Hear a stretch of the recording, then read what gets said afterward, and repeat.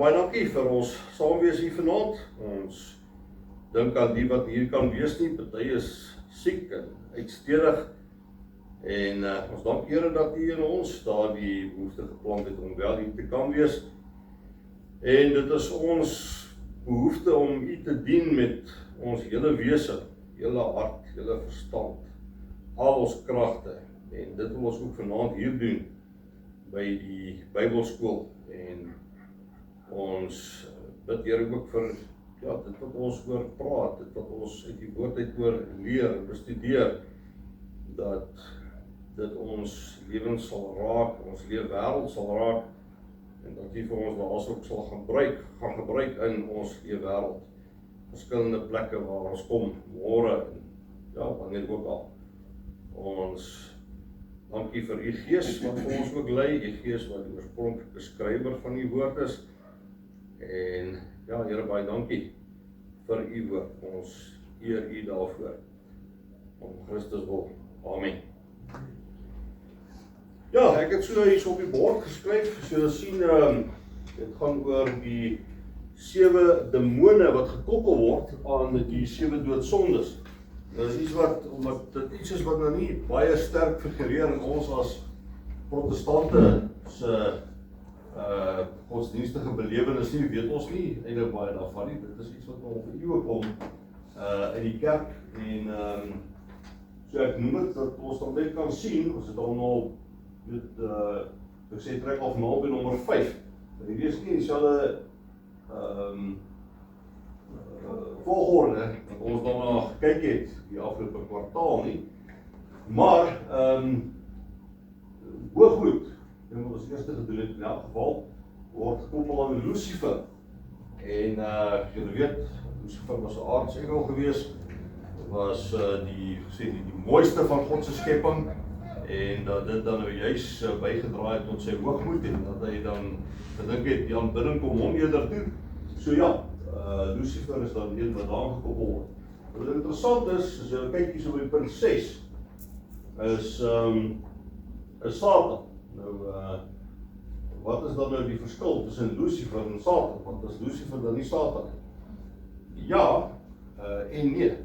So, die kortweg, natuurlijk is Lucifer Satan, maar die verskil tussen Lucifer en Satan is dat Lucifer is dan die engel wat daar was voor dat God die engele, die herde van die engele uit die hemel uit geskop het, en Satan is dan die een wat ons dan eintlik kry so van Genesis af. So dis eintlik in kort die verskil. Die een voor die val en die een na die val. Nie die val van Adam en Eva nie, maar die val in die engelewêreld. Maar goed, Mammon is wat ons dan vanaand al kyk, is gierigheid. En interessant, ek is 'n bietjie gaan behalwe vir die studie as sulks rondom die doodsondes en die deugde. So julle weet ek so in die verlede gekyk byvoorbeeld na musiek wat gaan oor 'n bepaalde doodsonde of gaan oor 'n bepaalde Christelike deug. En die interessantheid is dat toe ek daarna soek, toe sê Google, ek weet nie waar Google is nie, maar ek het nie genoeg inligting om te weerspreek nie, is dat die meeste, die tema wat die meeste voorkom in rolprente, is die een van gierigheid. Daar's natuurlik baie ander tema's of subtema's, of partykeer is gierigheid die subtema, ander hooftemas, maar die tema wat jy in die meeste van die rolprente kry, wat die ding aan die gang sit, is gierigheid. Mense wat meer wil hê as wat hulle toekom, en dan die reaksie op dit. En die rede onder andere daarvoor is dit wek emosies by mense op wat dan kyk. Jy kyk daarna en jy sien, maar nee, dit kan nie so wees dat hierdie ou daai mense so goed vat nie. Partykeer is dit nog boonop so gestel dat dit 'n welgestelde is, wat iemand wat nie het nie, sy eiendom boonop vat. Dit in die van dinge, en onmiddellik is die gehoor is kwaad. So die rolprent makers het onmiddellik die ouens in die palm van hulle hand, as hulle gierigheid opbring en die reaksie wil dit uitlok dan by mense. So ek sê, ek het nou nie ek verlaat my na Google en sê dit is eintlik die tema wat reeds as hooftema of subtema die meeste keer voorkom en ons gaan nou daarna kyk. Nou ja, so sê Mammon is die demoon wat eintlik ons dit kan ken eintlik as 'n afgod. Iets wat ek al dikwels genoem het, is dat dit vir my interessant bly dat van al die afgode wat daar was die tyd toe Jesus op aarde was, en hy kon hulle gelys het, ek sê by die honderde, is daar net een wat hy genoem het by die naam. Hy het nooit 'n ander afgod genoem by die naam anders as Mammon nie. En dit moet nogal vir ons die rooi ligte laat aangaan. En wat dan ook vir ons sê wel, dit is waarna ons kyk vanaand. Dit is saak van gierigheid. En ja, so ek sê, kom ek val myself net in die rede dat die goeders, die Bybel sê nie Mammon is die demoon van gierigheid. Nee, so ek sê, dis iets wat so in die tyd van hierdie middeleeue, is nie eers die vroeë kerk, die eerste paar eeue gewees nie. Dit was eerder by die 10de eeu na Christus toe die dinge begin grondvat en posvat en so meer.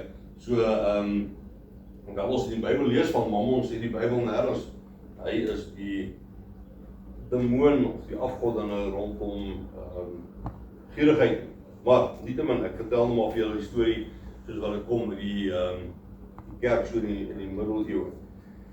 Dan lus of losbandigheid is Asmodeus en ons kry hom nie in die Bybel nie, maar ons kry hom in een van die apokryfe boeke, deuterokanoniese boeke, Tobit, soos een van ons kry hom daar beskryf en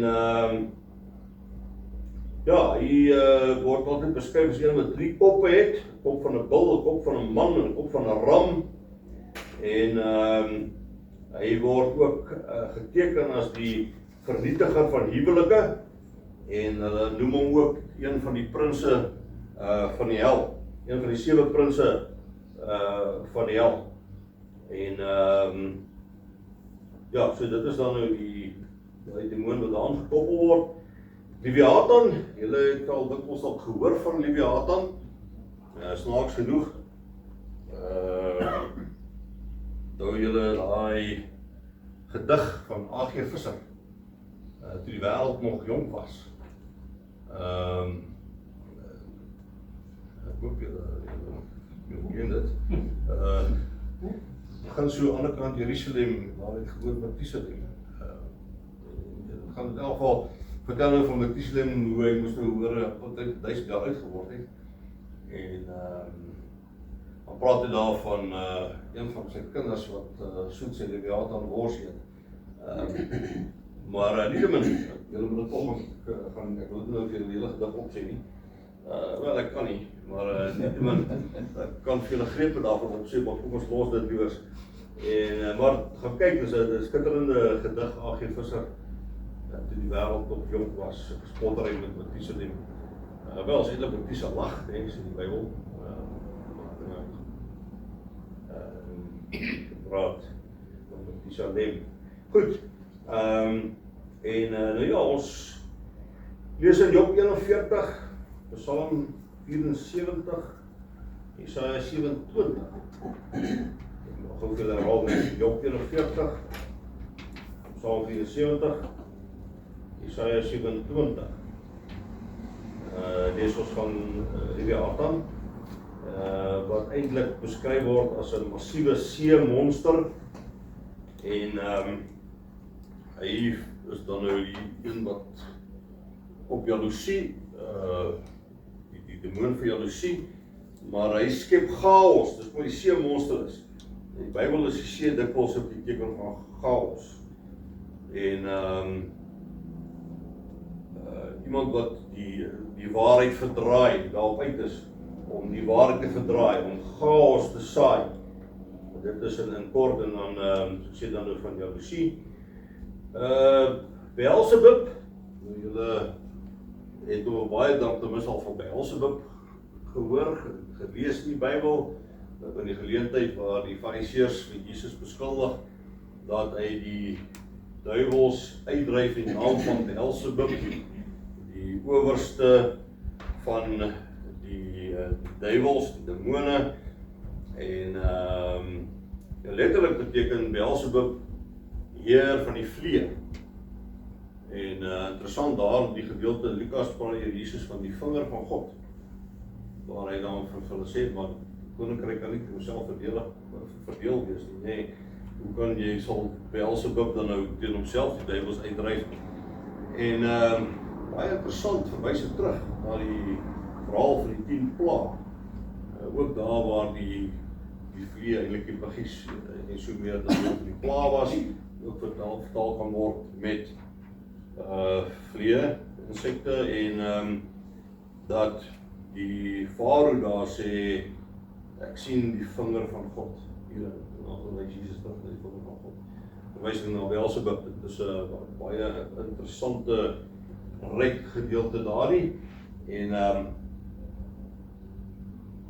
versoeking om daaroor verder te praat, maar dan gaan ons nie by van die ander dinge uitkom. Goed, dan kom ons by Satan. Dit is julle die onderskeid tussen punt 1 en punt 6 uitgedui, of aangedui. En dit is dan een vir woede of vir wraak. En interessant waar ons die verhaal kry van Dawid en Saul, hoe Saul dan nou met woede oorval is, terwyl Dawid over hom so gespeel het op die harp. En dis dan ook teken eintlik van daardie woede wat Satan aan die mens ontlok. En ja, so woede en wraak. So dit is dan iets wat 'n mens voor daaroor het ons al reeds ook gesels. En dan een wat baie minder bekend is. Ek dink punt 3 was Modius, het ons nog dit ons nie van gehoor nie. En ook by punt 7, Belfegor. En nou dit is eintlik, ons lees eintlik in die Bybel van die afgod van die Moabiete, Baal Peor. So daar kan julle eintlik die van die paar rekkers uithaal. Dan sien jy Baal Peor en kies toch wat ons het nog gepraat met van die middagduiwel, nee. Maar dit is 'n demoon wat mense lui maak. Mense besig, maar ek weet nie wat is daar 'n Afrikaanse woord vir procrastination? Uitstel, ja, dit kan deel wees van dit, nee. Om ja, dit is die moontlikheid wat jy doen, ek kan jy maar om nie te doen wat jy moet doen nie. Jy sit en dink oor wat jy moet doen, en dis al wat jy doen is jy dink wat jy moet doen, maar jy doen nie wat jy moet doen nie, nee. En so dit is luiheid, apatie, Engels woord sloth, en wat daarmee saamgaan is dat ja, soos hierdie duiwel sou dan nou mense verlei tot luiheid en uitstel, nou as jy sê procrastination, en om anders weet, om rykdom bymekaar te maak wat nie aan jou hoort nie. So te midde van luiheid, al wat jy sou doen as jy nie lui is nie, is om ander mense se geld af te vat en natuurlik aansluit by gierigheid ook net. Nou ja, ek moet sê, wel, ons sien dit in ons land, sien nou dit nog heel dikwels, dat hoe daar mense is wat niks doen nie, en sakke vol geld betaal word om niks te doen nie. Eintlik word hulle dit wel onder andere betaal, maar boonbehalwe dat hulle betaal word sakke vol geld, steel hulle ook sakke vol geld. So dit is die enigste ding wat hulle doen, as hulle behalwe niks doen nie, is om goed te vat wat nie aan hulle behoort nie. So, Ja, dit is net so 'n stukkie agtergrond terwyl ons besig is met die studie. En ons gaan seker nou nie weer kyk na hierdie tipe van dinge as ons nou klaar is met die studie nie. So, ek dink dit is goed dat 'n mens nou net van die sake dan kennis neem. Ek weet nie, iets wat iemand wil vra hieroor? Wel, goed en wel daaroor. Right, ja, as ons nou kom by ons studie, studiestuk, dan wil ons sien dat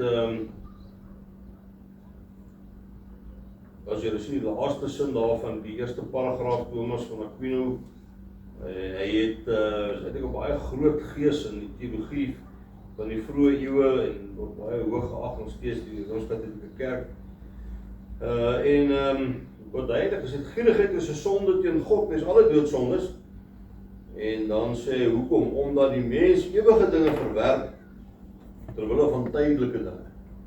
En ons gaan ook bietjie net uitkom by gedeeltes wat Jesus gepraat het oor mense wat gierig is en groot skure gebou het. Julle ken die storie wat Jesus vertel het, né? En die wag nou nog vir ons hier so wat deel van ons studiestuk. En dan sê hy op jou einde, wel, onder andere van die stories loop so, jou dwaas, vandag los sal ek jou siel van jou afeis. En ander weergawe daarvan, dis 'n storie is om te sê, wat help dit dat jy die hele wêreld wen, maar jou siel verloor? En dis uiteindelik wat Thomas van Aquinas gesê het, uiteindelik rondom die saak van gierigheid. En dis presies dit. Jy spandeer jou hele lewe met die grootste ywer en moeite. Jy ontsien geen verhouding nie, jy ontsien geen mens nie. Elke oomblik se energie word ingepomp in hierdie ding van ek moet myself verryk. Ek moet bymekaar maak. Ek moet groter skure bou. En dan as die Here jou kom haal die dag, het jy niks. Praat nie eens van jy het niks hier nie. En miskien daai uitdrukking vir 'n doodskreet het nie sakke nie. Maar dis nie al nie. Jy het nie net hier niks nie. Die amper erger is jy daar ook niks nie. Daar in die ewigheid het jy ook niks nie. En dit is eintlik soos Thomas Aquinas sê, dit is uiteindelik hoekom mens hierdie moet sien as 'n doodsonde, want jy is so verblind deur die hier en nou, dat jy nie kan sien hoe bankrot jy is aan die ander kant. En dit is regtig dan nou so, jy is so letterlik verblind. Jy is so gefokus op dit hier rondom jou wat jy mekaar gemaak het, dat jy nie kan sien van die jou hele storie van bankrotskap voor God. Nou interessant as jy kyk na die tweede paragraaf, wat ook eintlik vir ons sê, en ons gaan kom weer daarby uit, die kwessie van dit gaan nie net oor geld, dit gaan nie net oor besittings. Nou 'n baie interessante term daar wat julle sien daar in die heel laaste deeltjie, die woord simonie. Dis nie simonie wat verkeerd gespel is nie. Simonie gaan oor kerklike ampte, kerklike voorregte, kerklike byvoordele. En dat dit ook iets is wat jy sou kon verkoop as jy nou 'n seggenskap daaroor het. So dit is iets wat anderswoorde nie net rand en sent nie, hierdie word rand en sent, of wat dit dan nou ook aan daardie tyd was. En dit is deel van wat Martin Luther ontstel het en die reformatie in die gang gesit het, is hierdie een woord, simonie. Hoekom so? Want die paus in Rome wou 'n groot kathedraal gebou het daarso in Rome, ekstra kathedraal daarso. En daar was nie geld nie. En toe was daar een rakker, ek het vergeet wat sy naam is. Maar maak nie saak nie, feit van die saak is, hy het gesê, nee wat, nie dat dit 'n probleem is nie. Toe het hy nou hierdie ding begin van aflaatbriewe verkoop, nee. Om vir mense te sê, hoorie, jou oupa, of ouma, of oupa grootjie, of wie ook al, was 'n aardskurk gewees, en hy is in die Vage Vuur, dit weet Rooms-Katholieke die Vage Vuur, en vir hulle is dit natuurlik 'n tydelike saak, net soos jy gaan vir ewig hel toe nie. Maar die tyd wat jy in die Vage Vuur deurbring, word bepaal deur 'n paar dinge. Nommer 1 natuurlik hoe jy geleef het. As jy redelik goed geleef het, dan kan jy 'n bietjie afslag kry nog voor jy daar aankom. Maar 'n ander ding is jy moet sorg dat hier genoeg ouens is wat agterbly wat vir jou omgee. Want hulle moet bid dat die bissies bewe, dat jy kan aan die ander kant uitgaan. En behalwe dat jy moet bid, en hierdie ou toe gesê, nee, kom ons laat hulle betaal. En ons sê, nee man, weet julle as julle bid, nee, dan dit een gebed, wen die ou 'n minuut in die Vage Vuur. Hoeveel keer moet jy nou bid om, die ouens dalk 600 jaar daar. Weet, hoeveel gebede moet jy vir 'n minuut moet jy nou bid om hierdie ou daar uit te kry? Nee, betaal, hier is ons 'n kwitansie, aflaatbriewe het hulle dit genoem, en jy koop dan nou hierdie aflaatbrief, en dit is soos 100 jaar op beslag. Hierdie is nie soos 5 minute of iets nie. En dit is wat Martin Luther uiteindelik gesê het oor hierdie, ek het nou genoeg gehad. Natuurlijk het hy 'n lang stryd gehad voor dit, rondom die geregtigheid van God. Hoe kry ek God se geregtigheid? Verlossing deur genade alleen, nee. Maar toe hierdie ding opduik, toe sê nee, hierdie is daarom nie te dik vir dader. En hy het nie aanvanklik, het hy begin, te sê, kom ons stig die Lutherse kerk, of daai, nee, hy het net gesê, kom ons stop die nonsens. En, maar hierdie is die saak wat hom uiteindelik met die saak, met die afgrond gedryf het, gesê, nee, dit kan nie meer nie. En, dat vir jou ook wys dat gierigheid gaan nie net oor besittings en rand en sent, en ek het soveel eiendomme en ek het soveel voertuie. Dit gaan ook uiteindelik in die kerk en ek sê, hier is iets wat ek kan verkoop. En so dit raak ook dan nou dit aan. Nou, julle ken die verhaal baie goed in Markus 12 daar aangehaal, die tweede laaste paragraaf van die weduwee wat 53 vertaling praat van 2 oortjies wat sy gegooi het in die kus, nee. En ek is nie seker die nuwe vertaling geskryf dan 2 puntstukke. Jy kan ons sommer kyk. Markus 12. En ons sê wat sê die 20 vertaling. So jy kan nou sê die ander ouens het daar aangegooi en nou as jy net ek sê maar Toen Jesus het vir sy disippels uit hulle nader geroep en vir hulle sê, ek sê vir julle dat die weduwee wat brandoffer is meer ingegooi het, as almal wat geld in die offergawe kus gegooi het. Want almal het in hulle oorvloed ingegooi, maar sy het ten spyte van haar behoeftigheid alles ingegooi wat sy gehad het, haar hele lewensonderhoud. Nee, ekskuus, vers 42. So ek weet nie voor. 'n arm weduwee het gekom en 2 leptom, wat saam 'n kwadrantwerkers ingevoer. Ja, maar ek kan nie baie dankie vir daai verduideliking, vriend. Dus ons is erg dankbaar dat die vertalers dat sê 'n lektor en dit beteken 'n kwadrant. Ja. Is daar 'n voetnoot daaronder? Ja, lektor sê dit is die kleinste Romeinse muntstuk. Okay. En 'n kwadrant is die dagloon van 'n arbeider. Nee, die dagloon van 'n arbeider het bestaan uit 64 kwadrant. Okay, soos jou die ou tannie het amper niks ingegooi nie, nee. Ja,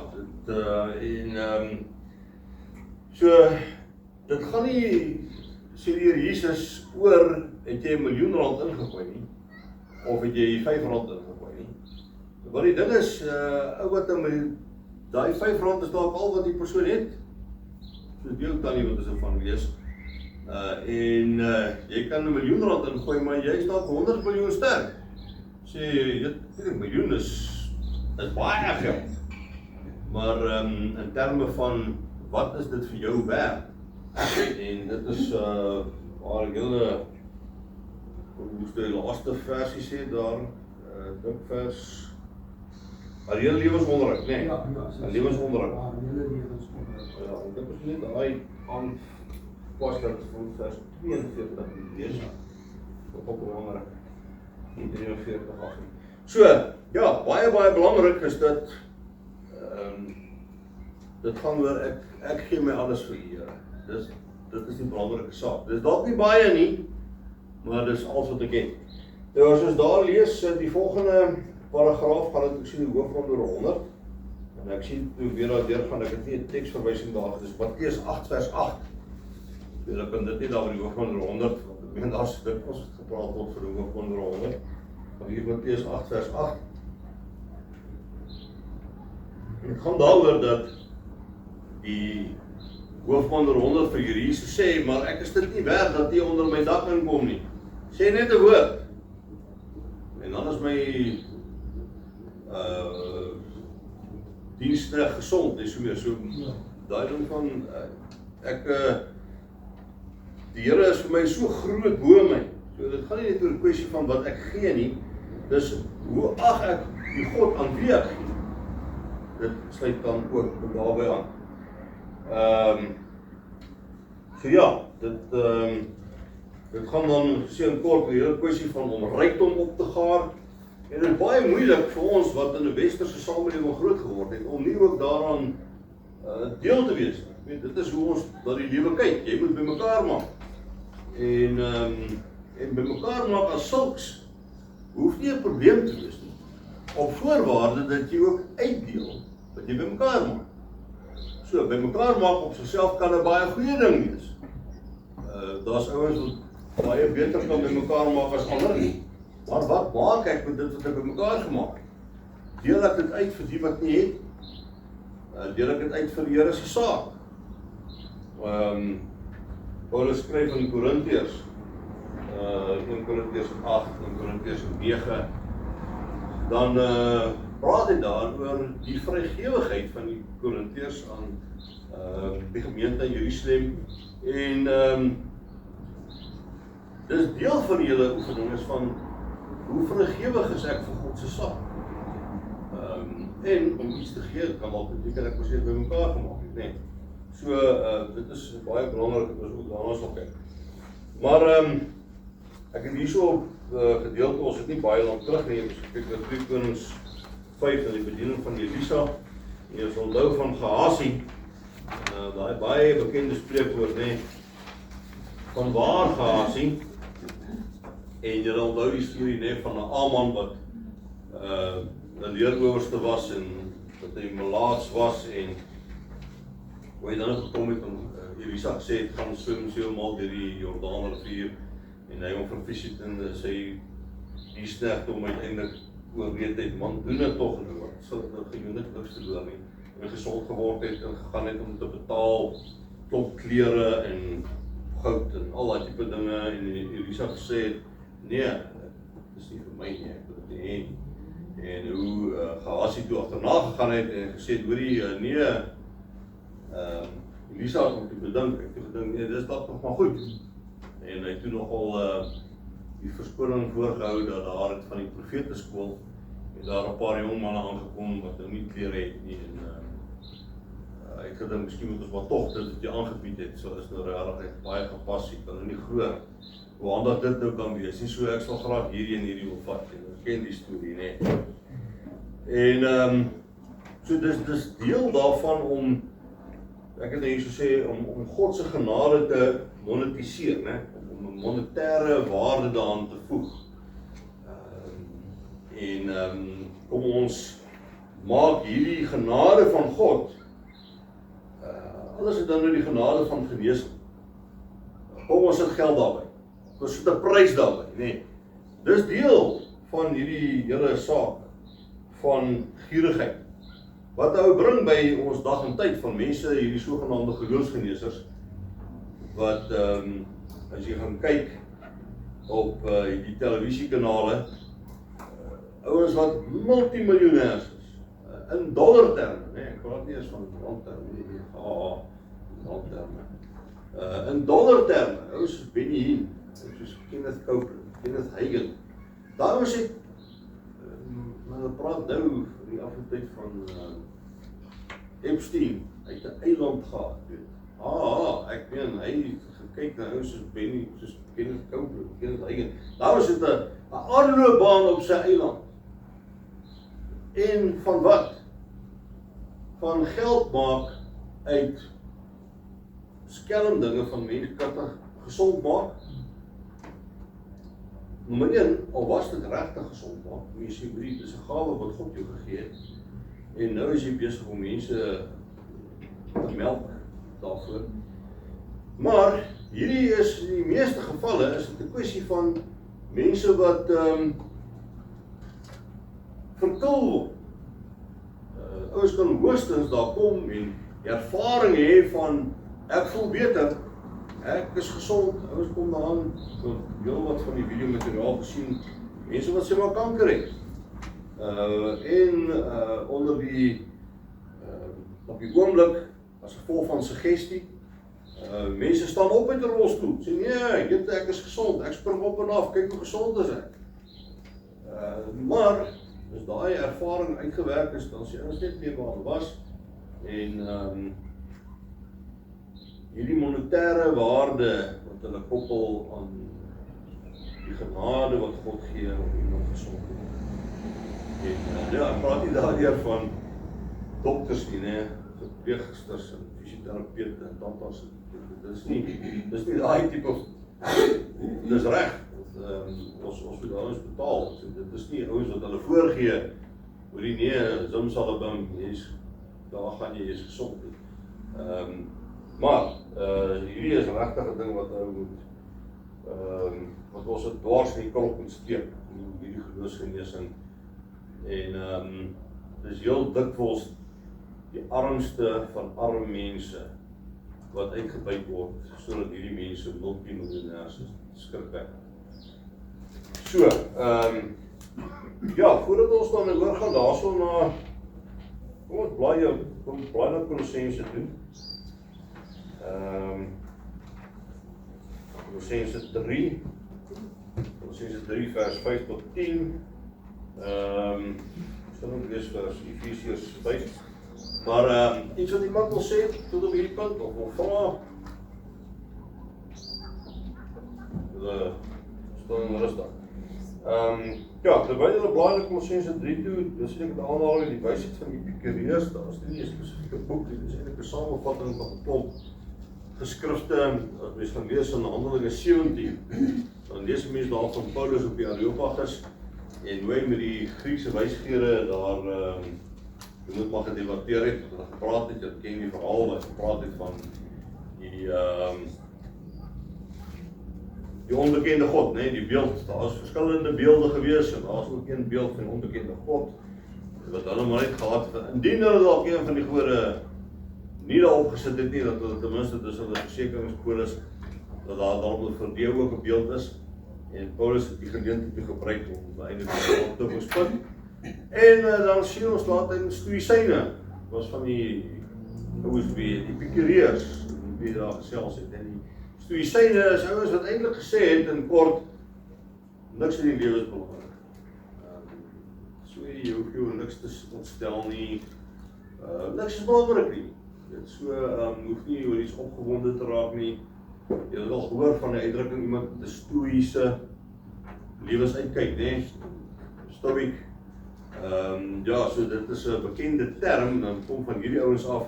Wat hulle sê, man, eintlik is die lewe maar so wat. So dis hoe hulle maar die lewe gegaan het, en seker sou hulle sê, as iets te leer uit, van manier oor alles verstel, maar aan die ander kant om te sê, niks is belangrik.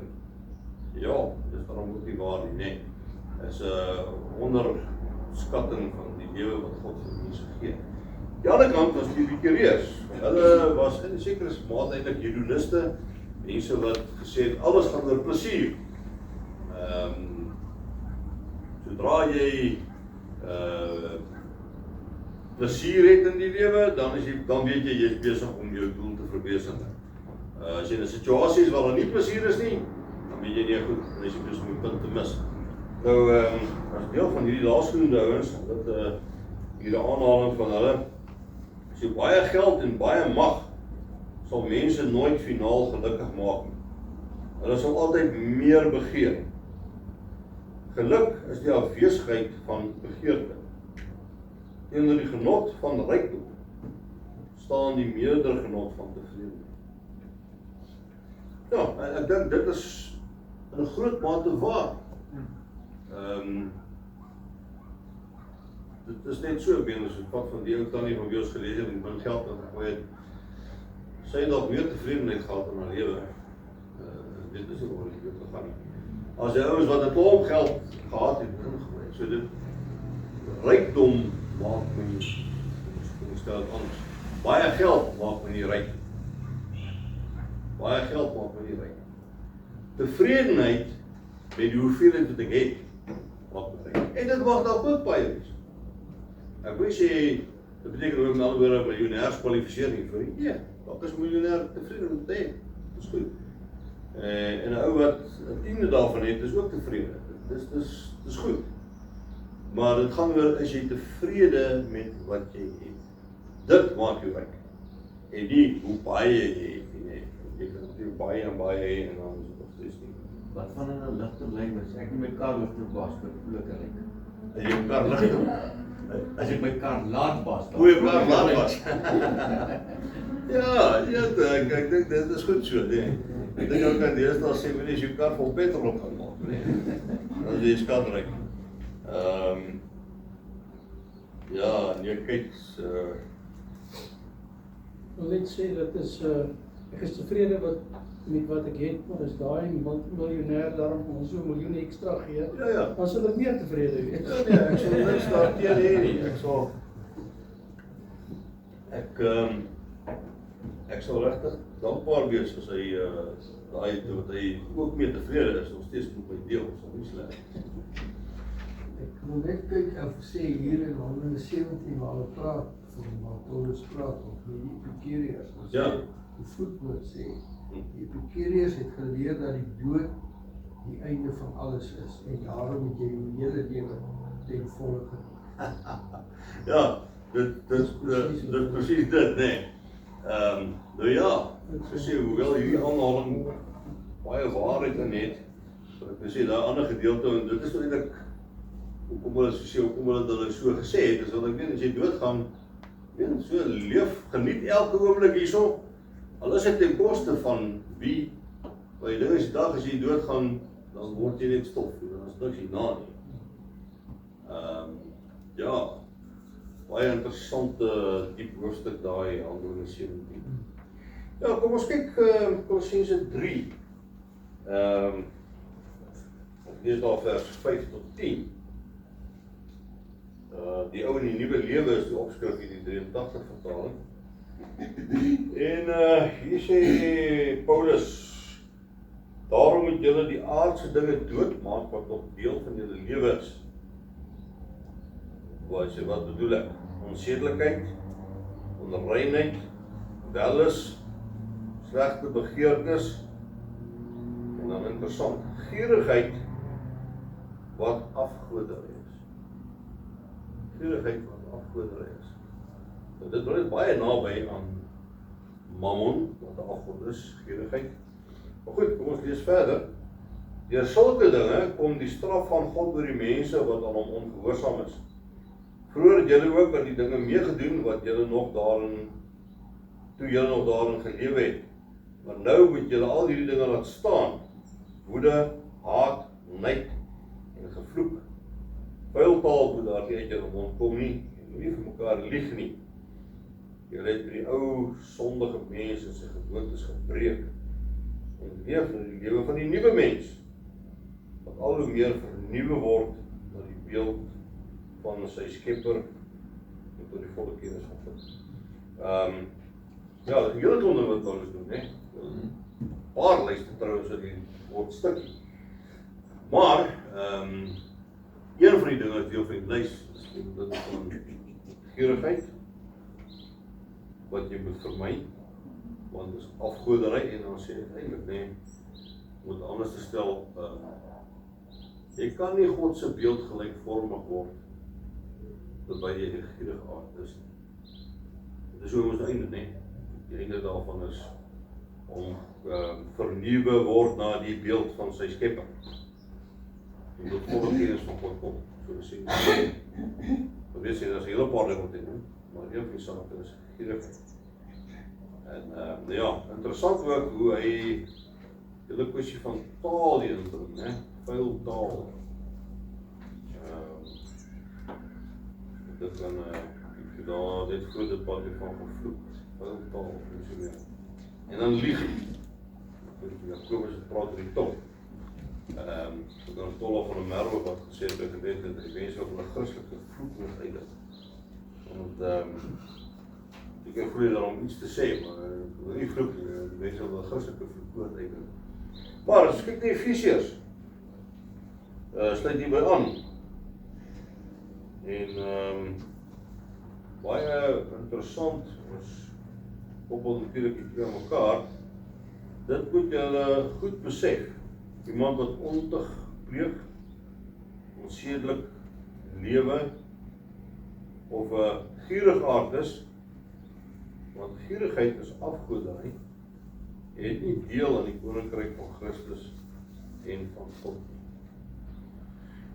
Ja, daar is dit dieselfde, nee, as dit Kolossense sê. Gierigheid is afgoderry. Dis een ding wat hy sê, by herhaling. Ander ding wat hy sê by herhaling is, sulke mense het nie deel aan die koninkryk van God.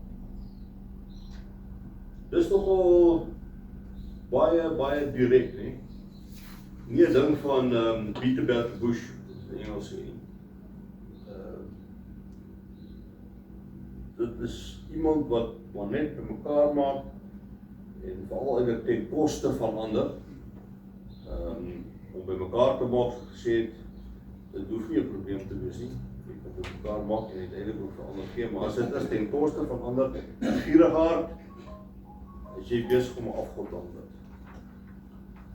En jy het dan nie deel aan die koninkryk van God. Dit is baie duidelik, baie direk. En dit gaan nie net hieroor, ons sou sê, wil jy nie, ou Suid-Afrikaans praat oor halsmoorde, nee. Halsmisdade. Halsmisdade wat hulle ingesluit het, moord en verkrachting, nee. En ek dink iets soos, wat is jou land verraai, nee, hoofverraad. Dus ek het nou reg het, was dit halsmisdaad, met Turkie, daai wêreld gewerk ook, nee. En dit is eintlik in 'n geestelike sin, wat Paulus hier so sê, dis eintlik halsmisdaad.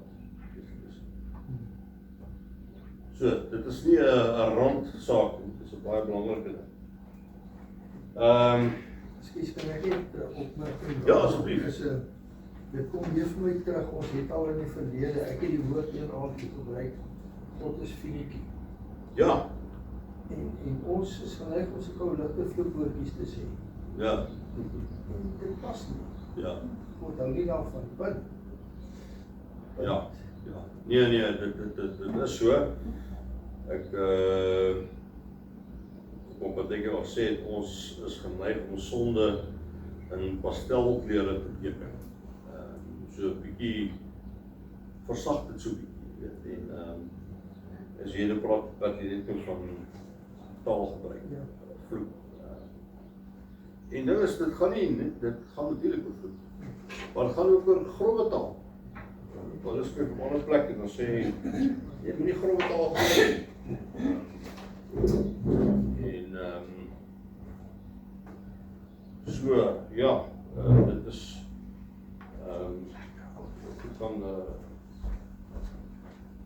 waar sê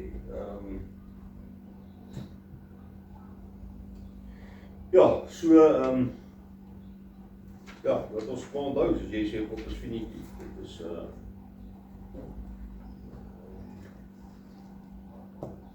dit wat hy sê, moet ons ernstig opneem. Hy sê wat hy bedoel, moet doen wat hy sê. So ek kies so net by, dan is so besig met Efesiërs. 5, ons het eintlik al tot daar gewees, natuurlijk al. Maar in vers 9 en 10, noem hy dit hierso met 'n klomp ander, in dieselfde asem, met 'n paar ander sondes. En nou ja, ons weet in die eerste plek is sondes nie 'n lys goed nie, gaan oor God se eer, wat aangetast word op ons en so weer, maar nietemin, so is nou 'n lys.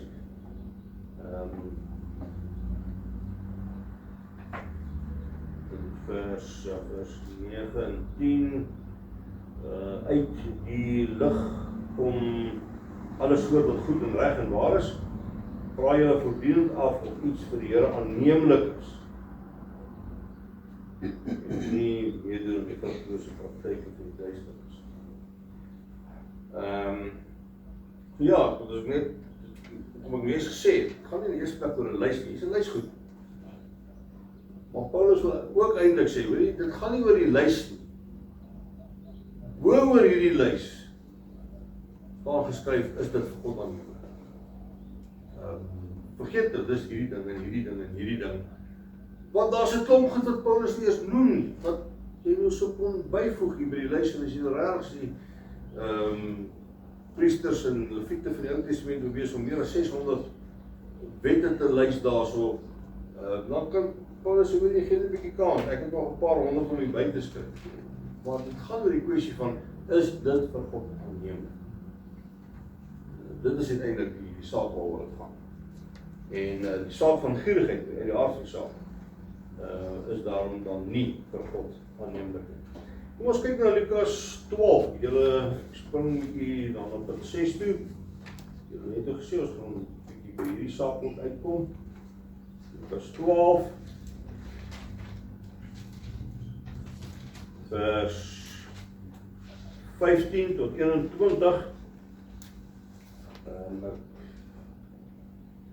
Toe sê Jesus vir hulle, pas op en wees op julle hoede vir elke vorm van gierigheid. So dit is, weer eens, dit is nie 'n randsaak nie. Pas op vir elke vorm van gierigheid. So Jesus sê ook eintlik hierso, moenie aan gierigheid dink as 'n eendimensionele saak. Ek pot 'n klomp geld op, dis gierigheid. Nee. Dit gaan oor baie meer as dit. Elke vorm. So, kom ek gaan weer. Hoe sê hy vir hulle, pas op. Hy waarsku. Want hierdie is 'n skelm ding. Hy kan vir jou gryp sonder dat jy dit weet. Waarom waarsku? Hy sê, pas op. Hy waarsku dit 2 keer, en pas op. En dan sê hy ook, en wees op julle hoede. Dit van geval, as jy sê, om die eerste keer nie gehoor het, ek sê pas op nie. Kom ek sê vir jou 2de keer pas op. Wees op jou hoede. Nee? Vir elke vorm van gierigheid. Want 'n mens se lewe is nie afhanklik van die oorvloed van sy besittings nie. En eintlik kan ons daar so sê, joh, okay. Dit is so oorweldigend waar hierdie versie. En maar kom ons lees tog verder. Toe vertel hy hulle gelykenis. Hier kom te verduidelik. Sê hier hoor, nee. 'n ryk man se grond het goed gedaan. Hy het toe by homself gedink, wat moet ek doen? Ek het nie plek waar ek my oes kan opgaan nie. Besluit hy, dit sal ek doen. Ek sal my skure afbreek en groter bou. Daarom sal ek my graan en my ander goed opgaan. Dan sal ek vir myself sê, mens, jy het baie goed wat weggesit is vir baie jare. Hoop het werk. Eet, drank, leef lekker. Maar God het vir hom gesê, jou dwaas. Vandag nog sal jou lewe van jou opgeëis word. En wie kry dan alles wat jy bymekaar gemaak het? So gaan dit met hom wat vir onsself skatte vergader en nie ryk is by God nie.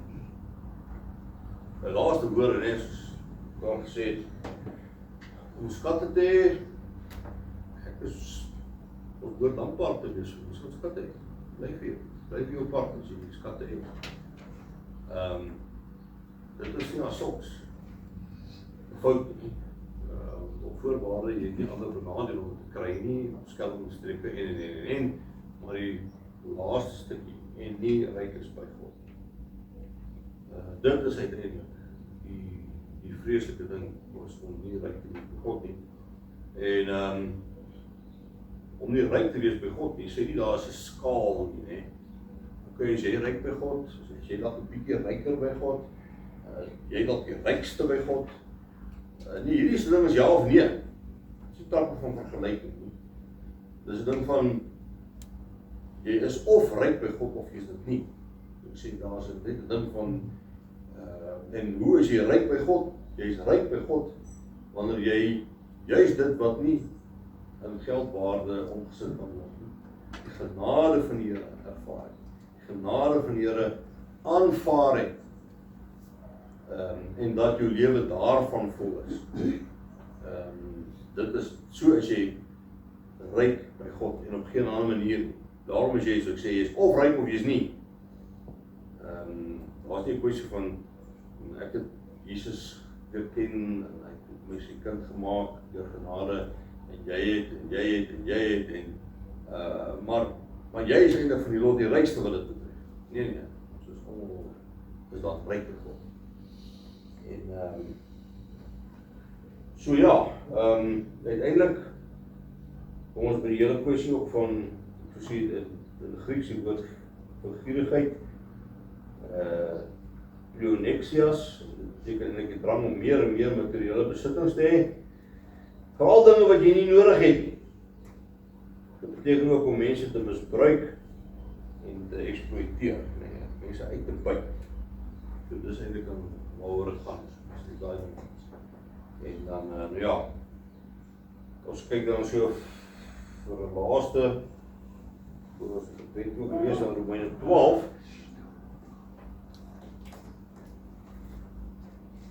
Sondag eintlik oor die woord, dit was die woord gee, voorkom in hierdie paar versies, Romeine 12, vers 5 tot 8,